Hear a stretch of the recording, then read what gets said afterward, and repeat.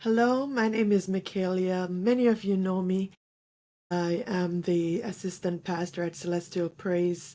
I'm a therapist, I am a coach, I am a minister, and I'm a believer in the Most High God. And today I wanted to just stop in and do something that I feel I needed to do. It's something that I started to do a few weeks ago, maybe a couple of months ago, to talk about the impact of stress on the body, the impact of stress on our system. And in talking about that, I made mention of one of my stressors being grief, not being able to properly process grief, not just the grief, but the compounded effect of having grief and then having something else happen right in succession, having another thing. So that compound effect of dealing with several different things at the same time and how that can take its toll on the body.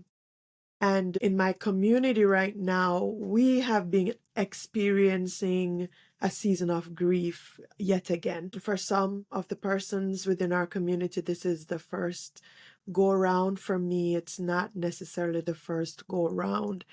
And so I felt the need to come back to this topic, to come back to this idea of how are we coping and how are we handling these stressors? If we are able to properly move through, and by properly, I mean just giving yourself an opportunity to move through the process of grief, the process of handling the whatever the loss is, the process of moving through the stressor, then our systems are going to be able to bounce back and be able to be healthy and strong as we go forward. There is no step by step necessarily, there's no step by step way to move through grief, but there are some things that happens. They just don't always happen in, a step by step manner. But there are some things that we can look at and it can let us know that, okay, hey, this is impacting me and I need to allow myself to process. Now, the painting that you see is a painting I did recently as I thought about coming into this discussion about the stressor that is grief, the loss of a loved one, the loss of something that is meaningful, whether that's a job, whether that's a relationship, whether it is the death of a loved one. Just thinking about that, I decided to process by doing some of my own, what I do with clients in allowing them to paint through their emotions and be able to release it and externalize it that way. And so I decided that I would do that. And I do want to help us to know that if we need additional help, that there is no harm in reaching out to someone. There is no harm in getting help, sitting with your pastor, sitting with a trusted friend, taking this and going through therapy or counseling so that you can appropriately process what is happening with you at this time. We all grieve in different ways. Recently, our community, the community of Springfield, experienced a significant loss. And if you know, you know, so I won't get into too much detail there, but beyond that significant loss in our congregation, there has been loss, and this is a season where we want to take a moment to pause and process and then move on. And we may have to do that pause, process, move on bit for a few cycles until we are at a place where we can really move on in a healthy way. but it's important that we grieve. So as I said just now, and I'm looking down at some of my notes that I have from, just going through my own training and my own process, my training as a therapist and my own process as a person who has dealt with trauma and traumatic grief. Let me share a little bit about my grief experience. My first experience with death came as a young child when a cousin of mine, young lady, passed away with pneumonia. It was just so shocking that someone could just be sick with what, as a child I would think of as a cold and then die. That was just outside of my ability to wrap my mind around that. And of course, the adults were grieving and moving through their own process. And as children at that time, we kind of just looked on and saw what was going on with the adults. There wasn't really much of a focus on the children during those times, and I'm grateful that that has certainly changed for many of us in our day to day right now. So that was my first experience, and then as a pastor, we experience the loss of members of the congregation. We've experienced the loss of family members of congregants and have had to walk people through those difficult moments. But for me, when it came back home personally for me again was when my aunt just out of the blue, I just, I learned that she passed away. It was, again, this one was a tragic death, and there was a lot of layers that was going on around that. And it's something that, as one of the persons in the family who was in leadership, the responsibility kind of fell to a couple of us as cousins to really take the helm and to be quote unquote the strong ones, to get the process going, to get arrangements going. But in being the strong one, that also meant that we had to put our grief on hold for a moment. And, knowing what I know now, if I knew then, what we would have done or what we could have done is to allow ourselves moments, pockets of time during the planning to just break down and cry if we need to, even if it's just for 10 minutes, and then we pull it all together again and continue on. That would have been a much more healthy approach than just to put it off to the side, deal with what we need to deal with, plans, program, funeral arrangements, flights, this, that. We kind of put ourselves in that mode. And so we really did not get a chance to grieve. And a lot of that turned internal. It turned inward. And for those of you who know, with another aspect of my work being trauma, we know that the body keeps the score. So if we're not processing it out, it's staying within our bodies and it is having an effect, not just emotionally, mentally, but it's also having an effect physically. For some of us, it even has an effect spiritually. So we want to be aware of these things as we move through grief, as we move through things that are stressful. We want to be able to process as we go. Take 10 minutes, take 5 minutes, process as you go on a daily basis. If that means taking some watercolor, taking some acrylic paint, taking a brush or your fingers and just splatting paint on a canvas in no specific order with no rhyme or reason. It's one of those times where we say the end result is not what we're after. The process is what we're after. So even if when you're done, it looks like a muddy glob of nothing, that's okay. That's okay because you allowed yourself to intuitively take the colors and to allow yourself to put your emotions into the canvas or into the coloring or into the piece that you are drawing.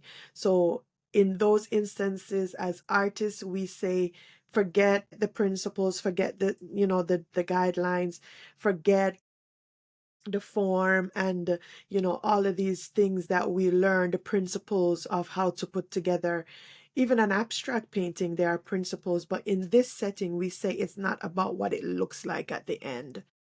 It's about being able to authentically put it on the canvas, externalize it from our being, from our minds, from our emotions, from our bodies, and putting it out there. For some people, writing is one of those things that can be helpful with dealing with grief, dealing with externalizing our emotions. This is one.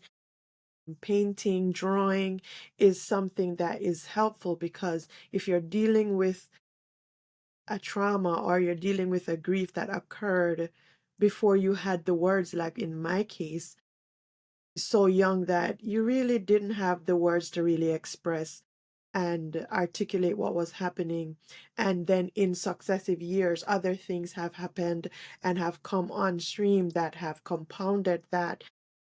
Then painting or drawing or marking are things that will be helpful, because you won't necessarily need your vocabulary in order to express yourself and to process. There are different phases and there are different ways that we can look at grief, different phases, different stages.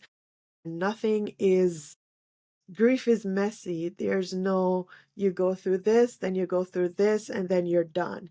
That's not how it works. It's messy. You may be fine in the beginning, and then you may be upset a few days from now, and then a few hours after that, you may be laughing and joyful because you remembered something beautiful.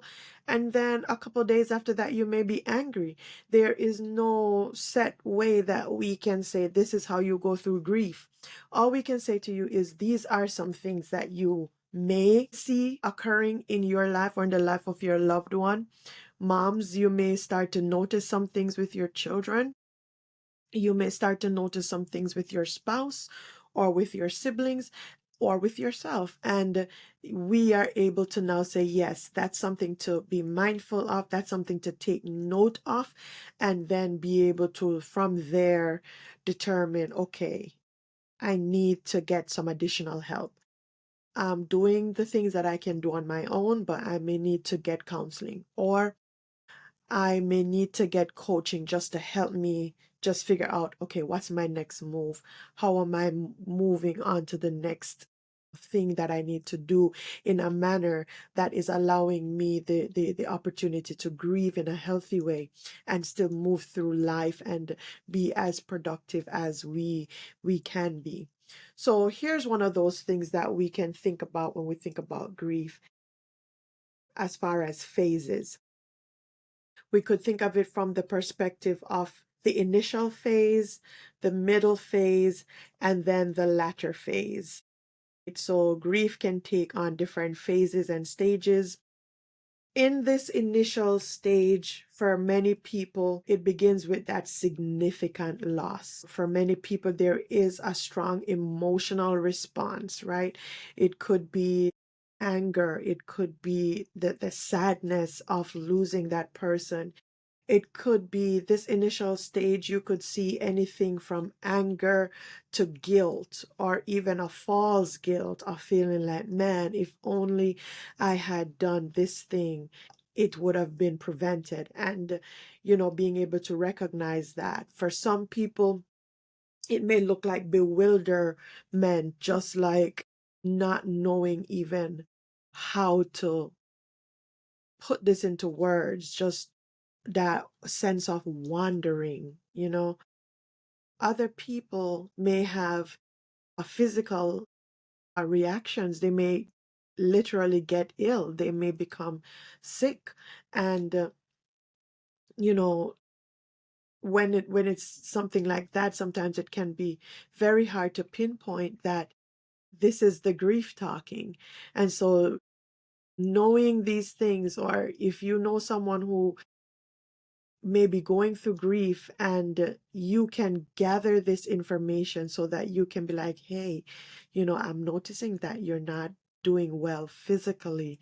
Let's get you checked out. Could this be one of the ways that your body is grieving this loss that you've experienced? Some people just become just completely out of touch with reality. It doesn't make sense. We're expecting the person to show up.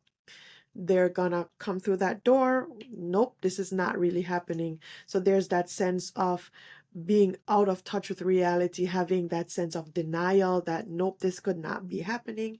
And the wishing that the loss had not occurred. Some people isolate, or they alienate themselves from others. They stay away because that's how their system is choosing to grieve. And if we're not aware, self-aware, and if someone in your circle is not aware, then these things can go unchecked and then develop into complex grief or complicated situations further down the road. And so if we are able to know these things in the early stages, that these are some things that could happen, or even know ahead of time that, what, if something should happen, these are some things that I can look out for in myself, in my loved ones, or looking out for that for, someone else, as I said before. In the middle phase, there is sense of isolation that can sometimes still happen. You're kind of dipping down into, so for some people, this loss of hope. Some people go through depression, others go through a deeper depression. Some people, it remains at the level of sadness, depending on how significant this loss is. And not even just depending on how significant the loss is, but just depending on how you as a person cope with loss. Some persons, it's on that continuum. I'm extremely sad, to I'm depressed about what has happened. I'm not eating, I'm not sleeping, to I'm severely depressed. I'm not getting out of bed, or some of those other things that as check in with a therapist, they may be able to say, yes, these are some things that you are exhibiting. So for some people, it may go through depression, continued isolation, feeling like you're not able to effectively do life. Like, what am I doing? I just feel blah, you know? Some persons, their emotional response may be truncated.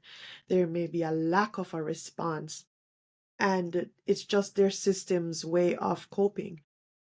Quick, caveat here for those of us who've gone through trauma. Many times when we are dealing with something traumatic in the moment, or something that is emotional, or something significant, we don't always feel it right away. We don't always even realize that, wait, I should be having a bigger response than I'm having. Many times it hits us afterwards. And when it hits us afterwards, because of that delayed reaction, sometimes it's hard to connect the dots. So if you've experienced trauma and now you're going through grief, which is another significant trauma for some people, or at least a very significant emotional thing that is happening, many of us don't always have the emotional response that is equal to the gravity of what's happening. So we want to be mindful of those things as well, so that we can realize it and be able to help ourselves to move through it appropriately. All right, so lack of desire, loss of passion. For some people, there's a false sense of strength. I explained to you that for some of these deaths that I've had three significant losses on my side of the family. My aunt, as I said before, then my grandfather, who was in my care at the time of his sudden death, and then my cousin, who was younger than I am, and just, again, had a cough. It didn't add up. It didn't make sense. And so for me, I had to come into that place of I need to be strong. I, people are breaking down all over the place, and this program needs to be planned. This funeral needs to happen. You know, things need to be taken care of. And so you end up, in some respects, you are being strong and you're doing that in a healthy way. What can also happen is that it teeters on that unhealthy sense of, I've got it, I'm fine, and not really allowing ourselves to process. We need to process. Allow ourselves the moments where we need to have our heads on so that we can plan and we can get things done in the midst of that grief. But then there comes a time where we need to allow ourselves to realize that we don't have to be strong all the time, all the time. We have to realize that grieving allows us to be weak at times. Grieving, the process allows us to be vulnerable. And, the hope is that you have someone who you can be vulnerable with so that you can break down if you need to break down. And by breaking down, I mean, if you need to cry and if you need to just be in your feelings for a moment, you sit in that for a moment. One of the things that I learned from the Jewish tradition is the whole idea of sitting Shiva. And what that is, in a nutshell, I'm not going to get into the whole detail, is it begins on the day that the person is laid to rest, that there's this 7-day period of mourning where now that plans are done, the person is laid to rest. I can grieve. I can really just process and grieve and allow people to be with me and be there for me, and go through that process. And also, in going through that process, recognize that there will come a time where I will move on, I will live again, I will love again. But allowing ourselves to sit. Many times in our culture, we don't want to allow ourselves to sit with anything that's uncomfortable. We don't want to allow ourselves to sit with anything that is uncomfortable. And sometimes, until we sit with that and really feel that, we don't really get a chance to truly process and bring ourselves to a place where we can actually heal. So it's important for us not to keep holding on to that false sense of strength, but to allow ourselves opportunities to be vulnerable, to be weak in a place where you are safe, and be able to process. Denial tends to continue through this middle phase. And then there is, from this particular, way of looking at grief, there is this depth that you hit where there is a heartfelt cry, where there is just, I'm at this lowest point where the only place I can go from here is up. But we cry out to the Lord, in my case.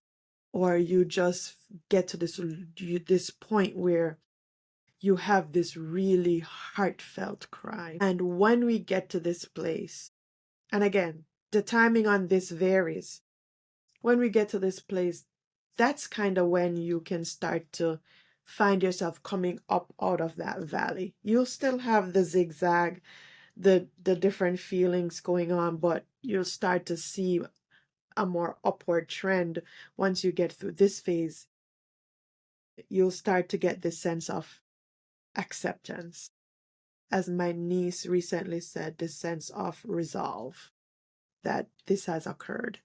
You're starting to, even in the midst of feeling sad, you're starting to adjust to the fact that this loss has occurred. You start to renew relationships. You start to allow yourself to really laugh again. You start to allow yourself to smile and to engage in relationships with loved ones. You're beginning to develop new relationships. beginning to, you know, develop new skills. Maybe the person who passed was the one who handled the finances, for example. At this stage, you are in a place where you've processed enough that you can now say, oh, what do I need to do to learn how to handle this? Or in another way of looking at it, it could be you've decided to take on a hobby, something like painting to just as a part of your coping mechanism, but it now becomes this new skill that you have, that you can go to, this new thing that you've learned that is helping with that adjustment period. You are adjusting to the new settings, new ways of going about life with this change and with this loss. Moving to this place where you are allowing yourself to hope again. As Christians, I'm a believer, we grieve, but we grieve with hope.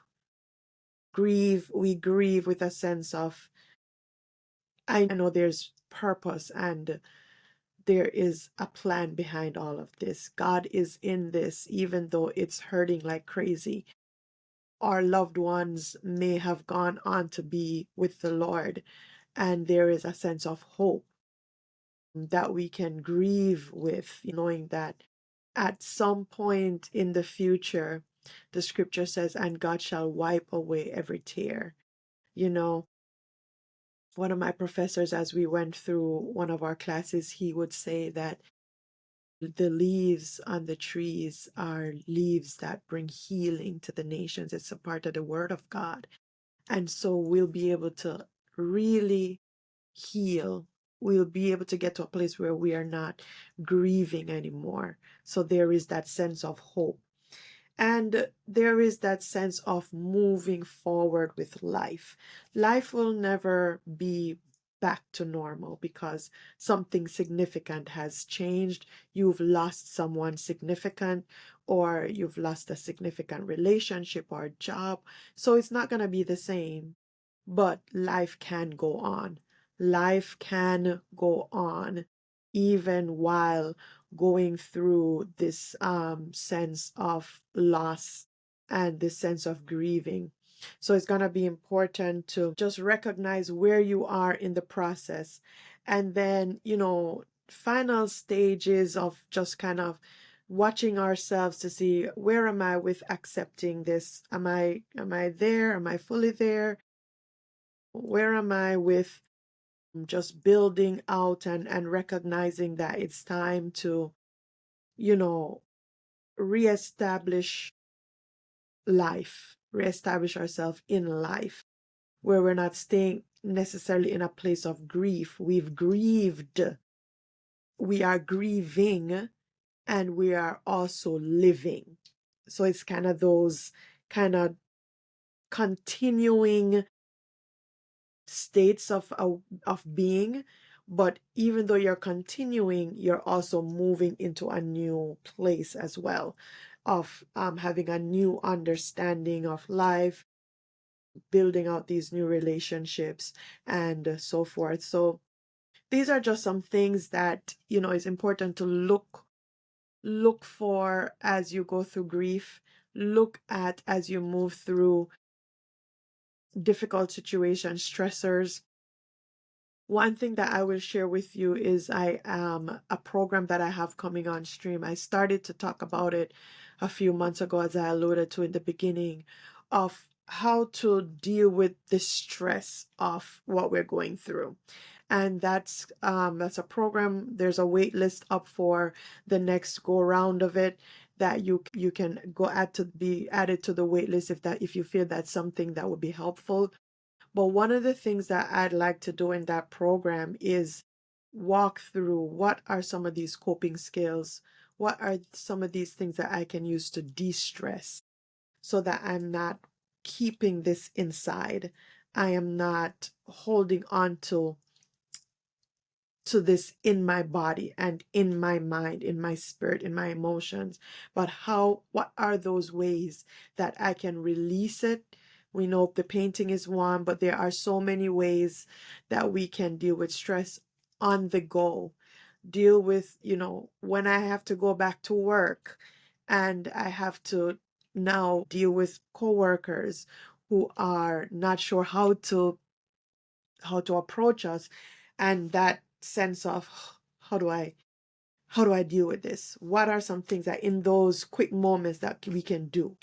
Breathing. What are some of those other things that we can do in the moment to gather ourselves, process what we're feeling, and move through the day?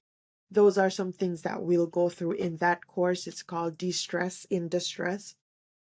And I'll figure out how to link that waitlist here so that you can be notified if you're interested in that program.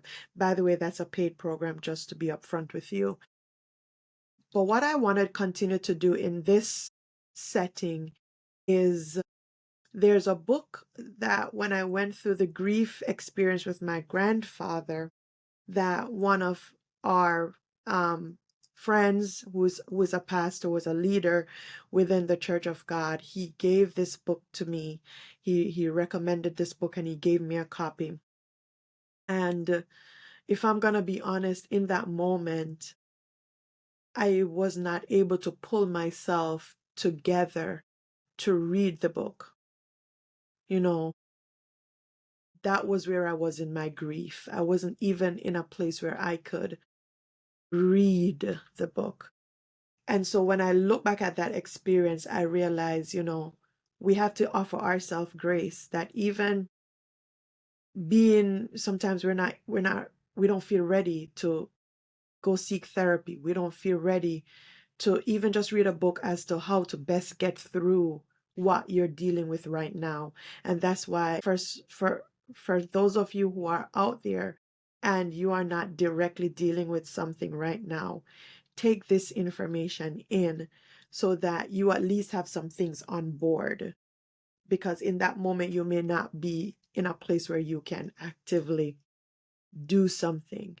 The blessing for me is that when that happened, I was already a therapist. I had gone through grief counseling from the perspective of a practitioner. I had gone through trauma therapy, from the perspective of a practitioner. So logically and intellectually, I knew what was going on and I knew what to look for, and I knew enough to know that I will need to revisit this in order to properly heal. So it wasn't just something that I was going through unaware of how the grief is impacting me. I was very aware that this is impacting me. It's impacting me significant. But I was also aware that I was not at a place to read a book right now.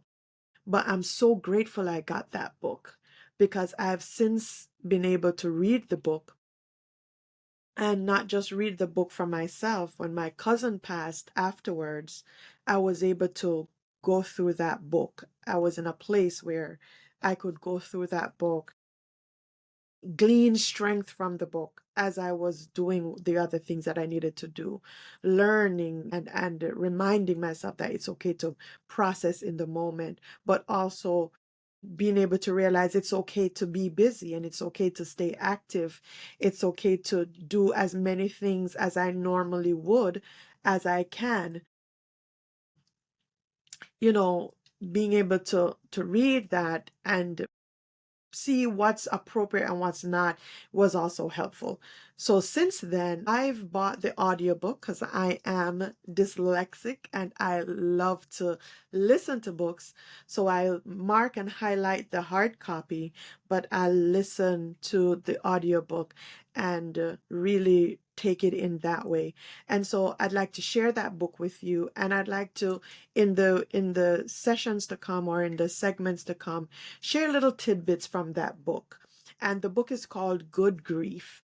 I'll put all the description of it somewhere on the screen if I end up doing this the way I'm recording it now. If I'm doing it with the painting in the background, I will link it somewhere because it's a good book to have.